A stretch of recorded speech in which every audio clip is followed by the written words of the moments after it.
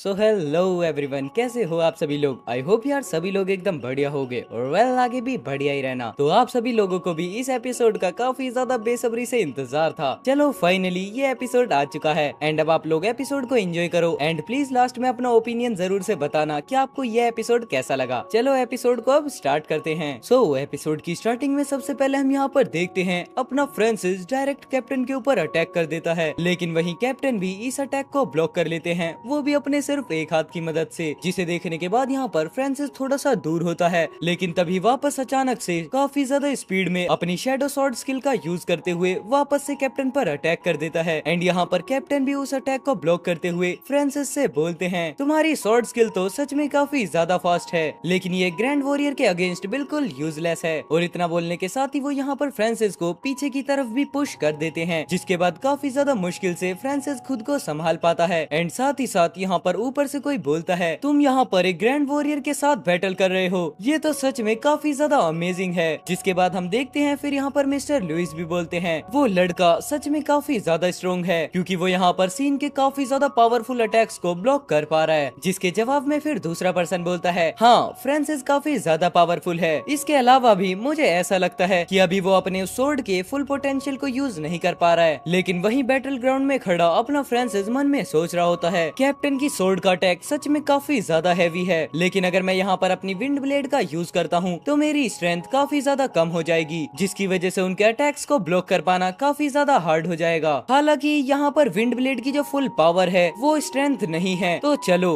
अब यहाँ पर इसकी रियल पावर को देखते हैं। और इतना बोलने के साथ ही वो यहाँ पर अपनी सोर्ड को फ्लिप करता है, जिसके बाद वो काफी ज्यादा स्पीड में आगे की तरफ बढ़ने लगता है। और जैसे ही वो यहाँ पर कैप्टन के पास आता है, वो तुरंत ही डी लेवल की स्पीडिंग अप यूज कर लेता है, जिसे देखने के बाद यहाँ पर सभी लोग काफी ज्यादा शॉक होते हुए बोलते हैं, उसकी सोर्ड और भी ज्यादा फास्ट हो गई है। जिसे देखने के बाद फिर यहाँ पर कैप्टन बोलते हैं, ऐसा लगता है कि ये विंड ब्लेड की एक यूनिक एट्रीब्यूट है, चलो मुझे भी यहाँ पर और ज्यादा सीरियस होना होगा। जिसके बाद हम देखते हैं यहाँ पर अपने कैप्टन भी अटैकिंग स्टांस में आ जाते हैं, और उसके बाद वो काफी ज्यादा powerful slash D level skill heavy wind का यूज कर देते हैं, जो कि प्रैक्टिशियन लेवल की है। जिसके बाद हमें यहाँ पर देखने के लिए मिलता है दो काफी ज्यादा पावर्स का टकराव, बट यहाँ पर जो अपने फ्रांसिस का अटैक होता है वो अचानक से टूट जाता है। जिसे देखने के बाद फ्रांसिस बोलता है, यहाँ पर उनकी सोर्ड से तो ऐसा लगता है कि बाहर की तरफ तूफान निकलता है, जिसकी वजह से मैं उनके काफी ज्यादा क्लोज नहीं जा पा रहा, तो आखिरकार अब मैं उन्हें कैसे हराऊं? क्या ये यहाँ पर एक न्यू ग्रैंड वॉरियर की पावर है? क्योंकि अगर इसे कंपेयर किया जाए तो ये प्राइमरी ग्रैंड वॉरियर के कंपैरिजन में काफी ज्यादा स्ट्रॉन्ग है। और इतना बोलने के साथ ही फिर जाकर पीछे की तरफ फ्रांसिस खुद को संभालता है, लेकिन तभी यहाँ पर अचानक से सिस्टम नोटिफिकेशन देता है, यहाँ पर होस्ट इस फाइट को नहीं जीत सकता, तो क्या तुम यहाँ पर लाइटनिंग स्टेप को एक्टिवेट करने के लिए अपने 45 एट्रीब्यूट पॉइंट यूज करना चाहोगे? जिसके बाद हम देखते हैं यहाँ पर ये पढ़ने के बाद फ्रांसिस घबरा कर बोलता है, 45 पॉइंट्स, ये तो सच में काफी ज्यादा होते हैं, प्लीज क्या इससे थोड़ा कम नहीं हो सकता? लेकिन तभी वो यहाँ पर वापस से अपने सर को पकड़कर बोलता है, छोड़ो भी, मैं अपने एट्रीब्यूट पॉइंट्स को तो इस्तेमाल करने से रहा, क्योंकि मैं यहाँ पर लाइटनिंग स्टेप को तभी यूज करूंगा जब मेरे पास कम से कम 70 पॉइंट्स होंगे। जिसके बाद फिर हम देखते हैं कैप्टन को, ठीक है चलो यहीं पर रुकते हैं, तुमने काफी अच्छा किया, और फॉर्चुनेटली ये काफी ज्यादा बढ़िया था कि मेरी डी लेवल की स्किल प्रैक्टिशियन लेवल पर थी, वरना तुम्हें पीछे की तरफ पुश करना थोड़ा सा मुश्किल हो जाता। सभी सीनियर वॉरियर्स में मुझे काफी ज्यादा डर है कि कोई भी तुम्हें यहाँ पर डिफीट नहीं कर पाएगा। जिसके बाद यहाँ पर अपना फ्रांसिस भी तारीफ सुनने के बाद थोड़ा खुश होते हुए बोलता है, लेकिन मुझे अभी भी काफी आगे जाना है, क्योंकि अगर यहाँ पर कभी रियल बैटल होती है तो तुम सबसे जीतने का मेरे पास कोई भी चांस नहीं रहेगा। जहाँ पर ये सब कुछ बातें सुनकर वापस से कैप्टन बोलते हैं, बेशक तुम यहाँ पर नहीं जीत सकते, क्योंकि हम यहाँ पर डिफरेंट लेवल पर हैं, इसलिए ये ऑब्वियस सी बात है कि मैं यहाँ पर ज्यादा पावरफुल हूँ, लेकिन तुम भी बस यहाँ पर ग्रैंड लेवल को रीच करने ही वाले हो, तो इस वजह से तुम यहाँ पर अपना बेस्ट देना लड़के। और वैसे भी मैं यहाँ पर अभी जस्ट ही ग्रैंड लेवल पर पहुँचा हूँ, जिसकी वजह से मुझे भी इस चीज की आदत डालनी होगी, और जब भी आज के बाद तुम्हारे पास टाइम हो तो तुम मेरे साथ प्रैक्टिस कर सकते हो, जिसमें तुम्हें भी यहाँ पर लेवल अप होने में मदद मिलेगी। एंड उसके बाद यहाँ पर अपना फ्रांसिस भी रिस्पेक्ट शो करते हुए बोलता है, आपका शुक्रिया कैप्टन। लेकिन वहीं उसके बाद फिर यहाँ पर अपना पोल बोलता है, फ्रांसिस तुम बेवकूफ बन गए, कैप्टन तुम्हें सिखाना नहीं चाहते, बस वो ये चाहते हैं कि जब तक तुम ग्रैंड लेवल पर पहुँचो तुम भी एक बार विक्ट्री को फील कर लो, जिसकी वजह से तुम्हें उनका ग्रेटफुल होने की कोई भी जरूरत नहीं है। फिर यहाँ पर मिस्टर लुइस के साइड में खड़ा हुआ पर्सन बोलता है, सर फ्रांसिस सच में काफी बड़ा जीनियस है, क्योंकि वो बहुत ज्यादा तेज तेजी से ही ग्रो कर रहा है, जिसकी वजह से ये हो सकता है कि वो जल्दी से जल्दी ग्रैंड लेवल तक भी पहुंच जाए। और यहाँ पर ये सब कुछ बातें सुनकर मिस्टर लुइस हंसते हुए बोलते हैं, जितना ज्यादा जल्दी हो सके उतना ज्यादा बढ़िया होगा। जिसके बाद फिर हम सही टाइम देखकर लियोनार्ड फैमिली को सबक सिखाएंगे, और अगर ये पॉसिबल हो पाया तो हम उन्हें गोल्डन सिटी से भी किक कर देंगे। और एंड वेल उसके बाद फिर यहाँ पर अपना सीन शिफ्ट होता है, लेकिन वहीं पर हम देखते हैं नॉर्मल पीपल्स कुछ देखकर काफी ज्यादा शॉक होते हुए बोलते हैं, क्या वो एक चूहा है? जिसके जवाब में फिर लड़का बोलता है, ये चूहे तो काफी ज्यादा ढीठ हैं, क्योंकि ये ह्यूमंस को देखकर भी यहाँ से नहीं भाग रहे हैं। लेकिन रुको, कहीं ऐसा तो नहीं हो गया कि ये सब भी म्यूटेटेड हों? और इतना सोचने के साथ ही फिर यहाँ पर वो दोनों काफी ज्यादा घबराते हुए बोलते हैं, ये क्या है? ये कौन सा मॉन्स्टर है? लेकिन तभी हम देखते हैं आगे की बात के लिए वो दोनों नहीं बचते और कोई मॉन्स्टर उन्हें मार देता है। जिसके बाद फिर हमें यहाँ पर वापस से लियोनार्ड फैमिली के घर का सीन दिखाया जाता है, जहाँ पर कोई बोलता है, मैंने ये सुना है कि कल एक गुएनिया पिग भाग गया। जिसके जवाब में फिर दूसरा पर्सन बोलता है, हम कुछ भी नहीं कर सकते क्योंकि लैब में इनकी क्वांटिटी काफी ज्यादा है, जिसकी वजह से हम इनको मॉनिटर नहीं कर सकते। बट वहीं उसके बाद यहाँ पर एक सस्पिशियस पर्सन बोलता है, प्लान कंप्लीट हो चुका है, कोई भी गलती करने की कोशिश मत करना, क्योंकि अगर यहाँ पर प्लान सक्सेसफुल हो जाता है तो फिर यहाँ पर लियोनार्ड फैमिली न सिर्फ गोल्डन सिटी पर राज करेगी, बल्कि साथ ही साथ सभी कंट्रीज के अंदर फेमस भी हो जाएगी। जिसके जवाब में फिर यहाँ पर जेड लियोनार्ड बोलता है, हम पूरी कंट्री में सबसे ज्यादा पावरफुल स्टार फॉलन फैमिली बन जाएंगे और उस टाइम पर लियोनार्ड फैमिली का नाम सबसे ऊपर होगा। जिसके बाद फिर यहाँ पर वुड भी बोलता है, फैमिली के सपोर्ट से मैं उस ग्रैंड लेवल तक पहुँच जाऊंगा जो कि मैं खुद से कभी भी नहीं पहुँच सकता। लेकिन तभी हम देखते हैं यहाँ पर उस सस्पिशियस को कुछ चीज अचानक से सेंस होती है। जिसके बाद फिर वो डायरेक्ट बिना ज्यादा टाइम वेस्ट करे उधर की तरफ अटैक कर चिल्लाते हुए बोलता है, कौन है वहाँ पर? सामने आओ। बट तभी हम देखते हैं वहाँ से वो पर्सन काफी ज्यादा स्पीड में भाग जाता है एंड यहाँ पर देखने में वो एक फीमेल लग रही होती है। जिसके बाद फिर यहाँ पर लियोनार्ड के चमचे बोलते हैं, सर ये बुरा हुआ क्योंकि यहाँ पर एक्सपेरिमेंट की जितनी भी फाइल्स थी वो सभी चोरी हो गयी। एंड यहाँ पर इतना सुनने के बाद जेड काफी ज्यादा गुस्से में बोलता है, क्या तुमने किसी को फाइल्स चुराने कैसे दिया? You trash. बट तभी वापस से वो सस्पिशियस पर्सन बोलता है, मेरा पॉइजन चोर को लग गया है, जिसकी वजह से वो यहाँ से ज्यादा दूर तक नहीं जा पाएगा। जाओ और उसे पकड़ो, क्योंकि हम अपने प्लान को ऐसे एक्सपोज नहीं होने दे सकते। जितना बोलने के बाद यहाँ पर जेड भी ऑर्डर देते हुए बोलता है, उसे रोको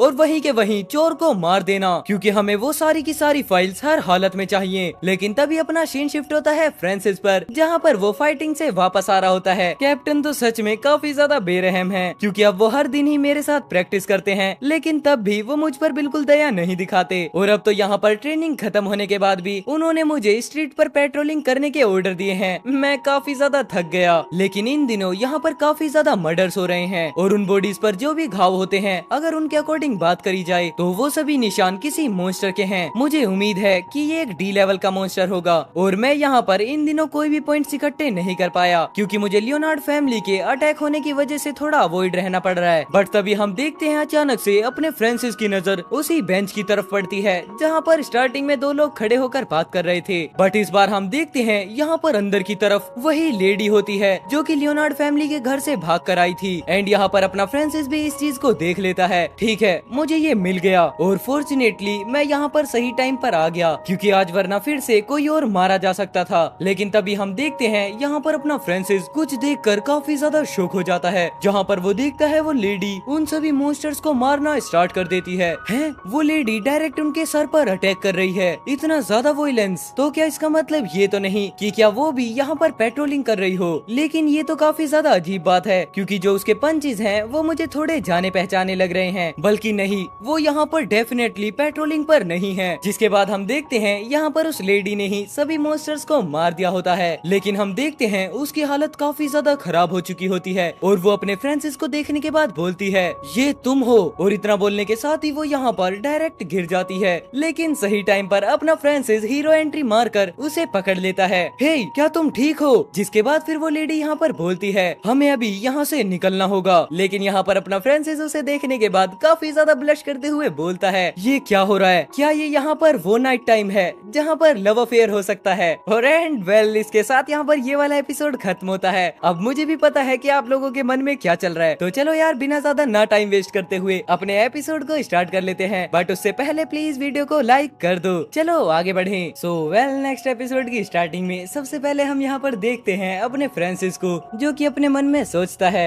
आखिरकार इतनी ज्यादा प्रीटी गर्ल इतनी रात को मेरे आर्म्स में कैसे गिर गई, अब मैं यहाँ पर क्या करूँ। लेकिन तभी उसके बाद फिर वो काफी ज्यादा शॉक होते हुए बोलता है क्या तुम्हें हर्ट हो रहा है, इसका मतलब तुम्हें पॉइजन दिया गया है। जिसके बाद फिर यहाँ पर वो लड़की बोलना स्टार्ट करती है मैंने लियोनार्ड फैमिली का सीक्रेट पता लगा लिया और अब वो मेरे पीछे पड़ गए, हमें जल्दी से जल्दी यहाँ से जाना चाहिए वरना उसके बाद काफी ज्यादा देर हो जाएगी अगर वो हमें कैचअप कर लेंगे। एंड यहाँ पर लियोनार्ड फैमिली का नाम सुनकर फ्रांसिस बोलता है क्या लियोनार्ड फैमिली, हे क्या तुम मुझे और स्पेसिफिक तरीके से बता सकती हो। बट तभी हम देखते हैं यहाँ पर और भी काफी सारे मॉन्स्टर्स आ जाते हैं जिन्हें देखते हुए फ्रांसिस बताता है आखिरकार ये कैसा मॉन्स्टर है, इसका हेड तो एक कुत्ते के जैसा है और इसकी बॉडी एक चूहे जैसी, मैंने आज से पहले कभी भी इस तरीके का मॉन्स्टर नहीं देखा। लेकिन तभी हम देखते हैं यहाँ पर सभी मॉन्स्टर अपने फ्रांसिस पर अटैक कर देते हैं लेकिन फ्रांसिस यहाँ पर सिर्फ एक फ्लैश के अंदर उन्हें मार देता है। एंड उसके बाद फिर वो अपने साइड में लड़की को खड़े करते हुए बोलता है ये मॉन्स्टर सिर्फ ई लेवल पर हैं, जिसकी वजह से इनसे डील करना ज्यादा मुश्किल नहीं है। लेकिन आखिरकार गोल्डन सिटी के अंदर अलर्ट क्यों नहीं किया गया, वो भी इतने सारे मॉन्स्टर्स होने पर। लेकिन तभी हम देखते हैं यहाँ पर अपने फ्रांसिस के चारों तरफ मॉन्स्टर्स घूमना स्टार्ट कर देते हैं जिन्हें देखते हुए फ्रांसिस यहाँ पर बोलता है ये मॉन्स्टर्स इंटेलिजेंट हैं और ये मेरे आसपास हैं, आखिरकार यहाँ पर क्या हो रहा है, ये सब क्या है। मुझे ऐसा लगता है कि पहले इन मॉन्स्टर्स को काफी ज्यादा ट्रेंड किया गया है जिसकी वजह से मुझे यहाँ पर कुछ मॉन्स्टर्स को जिंदा पकड़ना होगा और उसके बाद फिर गिल्ड के एक्सपर्ट इनके ऊपर स्टडी करेंगे। बट तभी हम देखते हैं यहाँ पर लियोनार्ड फैमिली के चमचे आ जाते हैं जो कि डायरेक्ट अपने फ्रांसिस पर अटैक करते हुए बोलते हैं हमने उस चोर को पकड़ लिया और ये कोई और नहीं बल्कि फ्रांसिस हैवलेट है, बढ़िया, और अगर हम यहाँ पर उसे मार देते हैं तो हमें काफी बढ़िया रिवॉर्ड्स भी मिलेंगे। जिसके बाद यहाँ पर वो लड़की भी फ्रांसिस से बोलती है अपने पीछे देखो। बट उससे पहले ही वो दोनों हंटर्स यहाँ पर फ्रांसिस के ऊपर अटैक कर देते हैं लेकिन साथ ही साथ वो बोलते हैं डैम इट ये बास्टर्ड काफी ज्यादा फास्ट है। जिसके बाद हम देखते हैं यहाँ पर अपने फ्रांसिस का स्लैश और उसके बाद यहाँ पर फ्रांसिस भी काफी ज्यादा इविल लुक में आते हुए बोलता है मैं यहाँ पर वॉर को स्टार्ट करने के लिए सिर्फ एक छोटा सा एक्सक्यूज ढूंढ रहा था और अब तुमने खुद ही मुझे एक्सक्यूज दे दिया है। एंड यहाँ पर उन वॉरियर्स को मारने की वजह से फ्रांसिस को वापस से एट्रीब्यूट पॉइंट मिलते हैं जहाँ पर उसके बाद हम देखते हैं वो लड़की अभी भी खड़ी होती है और यहाँ पर अपने फ्रांसिस की ऐसी पावर को देखकर वो मन में सोचने लगती है उसने अपनी सोर्ड के बस एक ही स्ट्राइक से 2 सीनियर वॉरियर्स को मार दिया, क्या ये फ्रांसिस हैवलेट है, आखिरकार ये इतने ज्यादा कम टाइम में इतना स्ट्रॉन्ग कैसे बन गया। लेकिन तभी हम देखते हैं फ्रांसिस को जो कि उस लड़की को देखकर काफी ज्यादा चिल्लाकर बोलता है क्या ये तुम हो, व्हाट द हेल, आखिरकार तुम यहाँ पर क्या कर रही हो। एंड इतना बोलने के साथ ही फिर यहाँ पर फ्रांसिस मन में सोचने लगता है अरे यार तभी तो उसकी बॉडी बैक से इतनी ज्यादा फेमिलियर लग रही थी, तो ये वो है। बट तभी हम देखते हैं यहाँ पर और भी ज्यादा हंटर्स आ जाते हैं, उधर उस चोर को रोको और उसे किसी भी कीमत पर यहाँ पर मार दो। लेकिन तभी यहाँ पर अपना फ्रांसिस उसको उठाकर भागते हुए बोलता है जो भी हो मुझे वो पसंद नहीं है लेकिन फिर भी वो सभी लियोनार्ड फैमिली के एनिमी हैं, तो उससे तो बेटर यही है कि मैं इसे सेव कर लूं और जो मेरे दुश्मन का दुश्मन है वो मेरा दोस्त है। जिसके बाद फिर हम देखते हैं जैसे ही वो यहाँ पर जैसे ही बाकी के हंटर्स आते हैं वो बोलते हैं ये वुंड्स जरूर से फ्रांसिस हैवलेट ने किए होंगे और एंड वेल उसके बाद फिर यहाँ पर अपना सीन शिफ्ट होता है जहाँ पर हम देखते हैं उस लेडी को भी वहीं पर हील किया जा रहा होता है जहाँ पर अपने कैप्टन हील हुए थे और बाहर खड़ा अपना पोल फिर बोलता है उस बास्टर्ड लियोनार्ड ने इतनी ज्यादा ब्यूटीफुल लेडी को भी हर्ट किया, उन सभी को जरूर से इस चीज की कीमत चुकानी पड़ेगी। जिसके बाद फिर यहाँ पर अपने मिस्टर लुइस का पर्सनल बॉडीगार्ड बोलता है सर हमने उसकी आइडेंटिटी को चेक किया है और ये कर्नल सबीना है एंड यस अब मुझे याद आ चुका है ये लेडी कोई और नहीं बल्कि वो है जिसका सामना फ्रांसिस ने अपने डैड को बचाने के लिए किया था। आई होप आप सभी को याद होगा। चलो वापस से इस बंदे की बात को कंटिन्यू करते हैं। उसकी बॉडी में जो पॉइजन है उससे डील करना थोड़ा हार्ड है जिसकी वजह से हमने उस पर टाइम सेव अप कर लिया है लेकिन अब वो पूरे 72 आवर्स के बाद ही उठेगी। एंड यहाँ पर 72 आवर्स सुनने के बाद मिस्टर लुइस काफी ज्यादा गुस्से में बोलते हैं 72 आवर्स ये बढ़िया नहीं है क्योंकि लियोनार्ड फैमिली के वॉरियर्स उसे ढूंढ रहे होंगे और ये जरूर से इस सेफ बॉक्स के कंटेंट की वजह से होगा क्योंकि ये बॉक्स स्पेशली मिलिट्री ने डिजाइन किया है और अगर हम इसे फोर्सफुली ओपन करते हैं तो इसके अंदर जितने भी कंटेंट्स होंगे वो सभी डिस्ट्रॉय हो जाएंगे। जिसके बाद फिर यहाँ पर अपना फ्रांसिस बोलता है, अंकल होवर्ड आखिरकार वो मॉन्स्टर्स कहाँ से आए थे? जिसके जवाब में फिर यहाँ पर अंकल हावलेट बोलते हैं, ये भी काफी ज्यादा स्ट्रेंज है क्योंकि उस तरीके का मॉन्स्टर कभी भी गोल्डन सिटी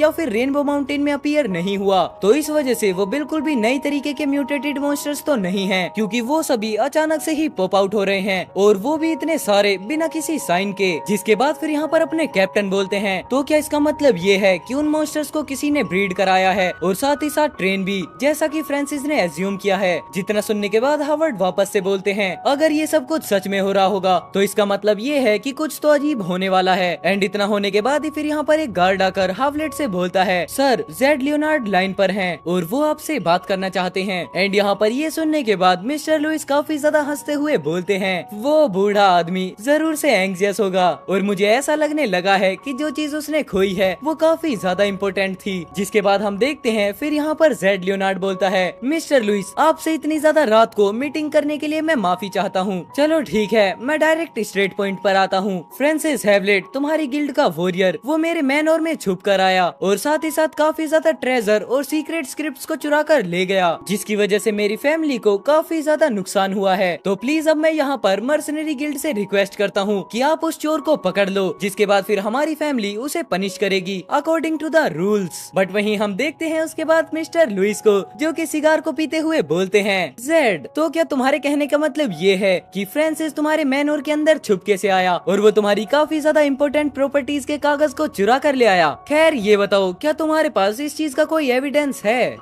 तुम लोग स्ट्रांगली ग्रो नहीं हुए हो, बल्कि इन कुछ ईयर्स के अंदर तुम काफी ज्यादा गरीब हो गए हो। जिसके बाद फिर हम देखते हैं वापस से जेड बोलता है, मिस्टर लुइस मैं तुम्हें यहाँ पर राजनीतिक तौर पर बोलता हूँ, अगर तुम फ्रांसिस को मुझे हैंड ओवर कर दोगे तो मैं इस मैटर को यहीं पर स्लाइड कर दूंगा, वरना बाद में तुम कभी भी इस चीज का रिग्रेट मत करना कि तुम लियोनार्ड फैमिली की डिसरिस्पेक्ट कर रहे हो। बट तभी हम देखते हैं यहाँ पर मिस्टर लुइस को काफी ज्यादा गुस्सा आ जाता है, हम मर्सनरी गिल्ड को तुम्हें रिस्पेक्ट शो करने की कोई भी जरूरत नहीं है, तुम ज्यादातर अपने आप को इतना हाई रैंक फील मत करवाओ और जैसा कुछ भी तुम हमारे साथ करना चाहते हो वो तुम करो। मुझे काफी ज्यादा पसंद आएगा ये देखना कि आखिरकार लियोनार्ड फैमिली मर्सनरी गिल्ड के साथ क्या कर सकती है। जिसके बाद फिर यहाँ पर अचानक से ही जेड चले जाता है, जेड लियोनार्ड तुम मर्सनरी गिल्ड के अगेंस्ट वेज वॉर चाहते हो और साथ ही साथ मुझे भी यही चाहिए, चलो अब इसे कर ही लेते हैं। बट तभी हम देखते हैं पीछे से वापस वो हंटर बोलता है, सर ये उसका प्रोवोकेशन है ये देखने के लिए कि आखिरकार आप इस चीज पर कैसे रिएक्ट करते हैं। वो बस ये चेक करना चाहता था कि आपके पास क्या वो सभी चीजें हैं जो कि वहाँ से सबीना ने चोरी करी हैं। जिसके बाद फिर हम देखते हैं यहाँ पर जेड लियोनार्ड का सीन, जहाँ पर जेड बोलता है, तुम बिल्कुल सही थे सर, हावर्ड के पास कोई भी फाइल नहीं है। जिसके बाद वापस से वो सस्पिशियस पर्सन बोलता है, वो मेरे पॉइजन से इंजर्ड हो गई थी और उसे ठीक होने में कम से कम 3 दिन लगेंगे, जब तक के लिए वो अनकॉन्शियस रहेगी अगर उसे सेव भी कर लिया जाए तो। और साथ ही साथ जो उस चोर की एबिलिटीज थी वो बिल्कुल मिलिट्री नेचर की थी और जरूर से उस मिलिट्री चोर ने उन सभी फाइल को मिलिट्री सेफ बॉक्स के अंदर सेव किया होगा।